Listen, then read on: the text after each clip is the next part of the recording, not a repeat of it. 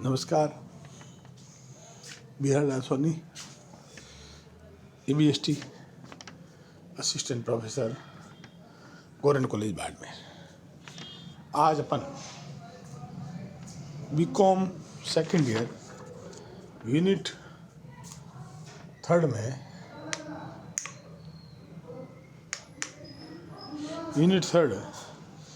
आंतरिक पुनर्निर्माण amalgamation internal reconstruction ये चला था। उसका उसी चैप्टर का उसी यूनिट में आंतरिक कंपनियों का आंतरिक पुनर्निर्माण। कंपनियों के पुनर्निर्माण को 2 भागों में बांटा है।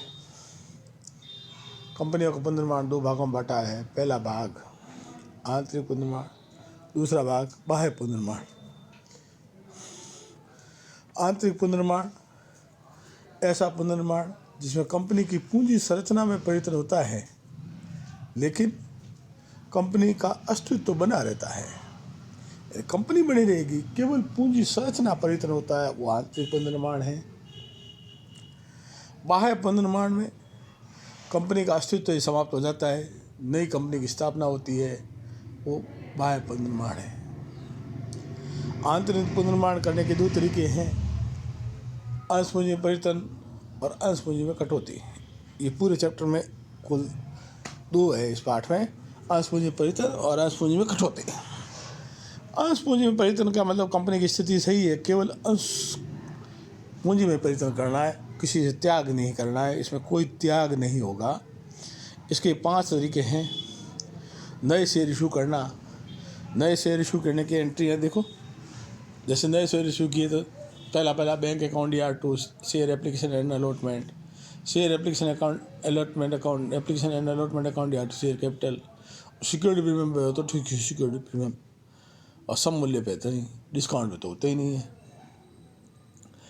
फिर एक कम मूल्य वाले को अधिक मूल्य में बदलना, कम मूल्य वाले को अधिक में बदलना, अधिक वाले को कम में बदलना, दोनों की एंट्री की है।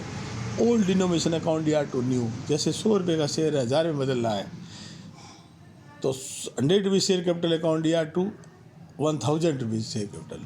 अब 1000 को 100 में बदलना है तो ऊपर आ जाएगा 1000 rupees equity share capital account या टू 100 रुपीज़।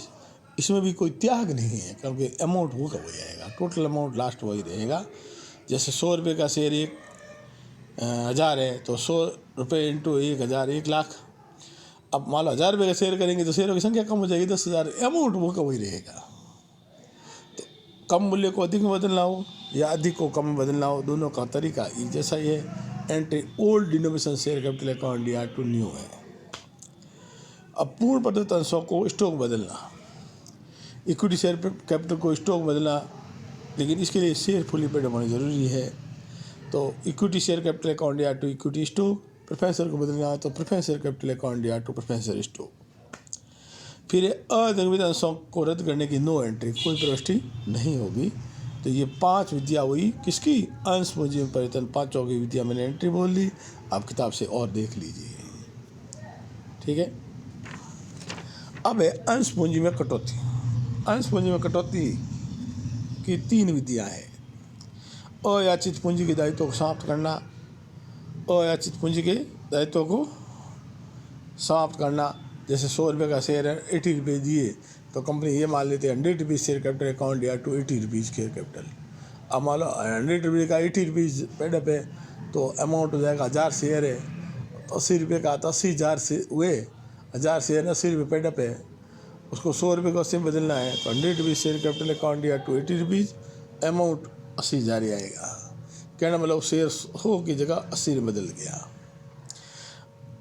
आवश्यकता से अधिक अंश पूंजी को लौटाना, मान लो किसी ने शेयर ने पूरे पैसे दे दिए, कंपनी को लगे कि अब 100 रुपये के शेयर को 80 बदलना, 20-20 रुपये वापस देने हैं, तो एंट्री हो जाएगी 100 रुपीज़ शेयर कैपिटल अकाउंट या टू 80 रुपीज़ और 2 शेयर सरेंडर में डाल देंगे, ये शेयर होल्डर में डाल देंगे, इक्विटी शेयर होल्डर, और होल्डर को बैंक उसको पैसे रोक कर दे देंगे, 20 रुपये उनको रोक कर दे देंगे। टू शेयर होल्डर और 20 रुपये और शेयर होल्डर टू बैंक 20 रुपये। लास्ट आता है खोई गई पूंजी को रद्द करना। खोई गई पूंजी में रद्द करने की एंट्री सबसे 8 में ज़्यादा है। और इसमें क्या है, कंपनी जो सिक कंपनी होती है, बीमार कंपनी होती है, वो एक कैपिटल रिडक्शन प्रोग्राम अपनाती है। कैपिटल रिडक्शन प्रोग्राम अपनाती है, जैसे कोई पूंजी खो जाए उसको कैपिटल रिडक्शन प्रोग्राम पूंजी की, तो वो क्या कर त्याग कराती है। अभी तक इंटरेस्ट थी उसमें त्याग नहीं था, सेक्रीफाइस करना पड़ता है। तो सेक्रीफाइस कैसे करते हैं, जैसे 100 रुपये का शेयर है, उसको कह दिया कि तुम्हारा शेयर आज से 10 रुपये का हो गया, 90 रुपये कैपिटल रिडक्शन है। तो माना कि 1000 शेयर है सपोज, तो 1.5 रुपये से equity share capital account DR 1000 × 100 to 10 rupees equity share का 1000 × 10 टू कैपिटल रिडक्शन 1000 × 90। ऐसे ही प्रेफरेंस शेयर का भी त्याग करा सकते हैं। तो preference share capital to new preference share capital और टू कैपिटल रिडक्शन। ऐसे आप डिबेंचर होल्डर वालों का त्याग करा सकते हो। डिबेंचर होल्डर को अपन पेमेंट कम दे दे, आधा दे दें, बाकी बड़ा कैपिटल रिडक्शन डाल दें। तो डिबेंचर टू डिबेंचर होल्डर और फिर डिबेंचर होल्डर अकाउंट या टू बैंक और टू कैपिटल रिडक्शन। ऐसे लेनदारों से त्याग करा दें, तो क्रेडिटर अकाउंट या टू बैंक और to equity share holder. Creditor को प्रेफरेंस शेयर दे दिए तो टू प्रेफरेंस शेयर और टू कम दिए तो कैपिटल रिडक्शन। अब अपन जो कैपिटल रिडक्शन में पैसा आएगा बहुत सारा, उससे पूंजी की हानियों को अप्लीकेट करना है। तो कैपिटल रिडक्शन में जो CR हुआ है उसको करेंगे DR, और एंट्री हो जाएगी capital reduction account DR to P&L का DR बैलेंस पड़ा है उसको अप्लीकेट करो, गुडविल पड़ी है उसको अप्लीकेट कर दो, कोई संपत्ति कोई फिक्टिव एसेट्स है उसको अप्लीकेट कर दो, फिर कोई स्थायी संपत्ति का मूल्य ज़्यादा मूल्यांकित है उसको कम करना है तो टू फिक्स एसेट कर दो। तो ये सब कैपिटल रिडक्शन से। अब फिर भी पैसे बच जाए तो कैपिटल रिजर्व डाल दीजिए। तो ये अपने एंट्रियाँ पढ़ी आंतरिक पुनर्निर्माण की। आंतरिक पुनर्निर्माण आज अपन ने क्या पढ़ा, कंपनियों का पुनर्निर्माण 2 प्रकार का, एक आंतरिक पुनर्निर्माण, बाह्य पुनर्निर्माण। दोनों में अंतर क्या हुआ, अंतर में ये हुआ कि आंतरिक पुनर्निर्माण में केवल पूंजी संरचना परिवर्तन होता है, कंपनी का अस्तित्व बना रहता है। बाह्य पुनर्निर्माण में कंपनी का अस्तित्व समाप्त हो जाता है, नई कंपनी की स्थापना होती है। आंतरिक पुनर्निर्माण 2 प्रकार का है, अंश पूंजी परिवर्तन और अंश पूंजी कटौती। अंश पूंजी परिवर्तन की भी 5 विधियाँ हैं और कटौती की 3 विधियाँ हैं। ये पूरे चैप्टर का सारांश है। आपको डिटेल में देखना हो तो किताब से देख लीजिए, सबकी एंट्री मैंने बोल दी, आप नोट कर लीजिए अच्छी तरह से। धन्यवाद।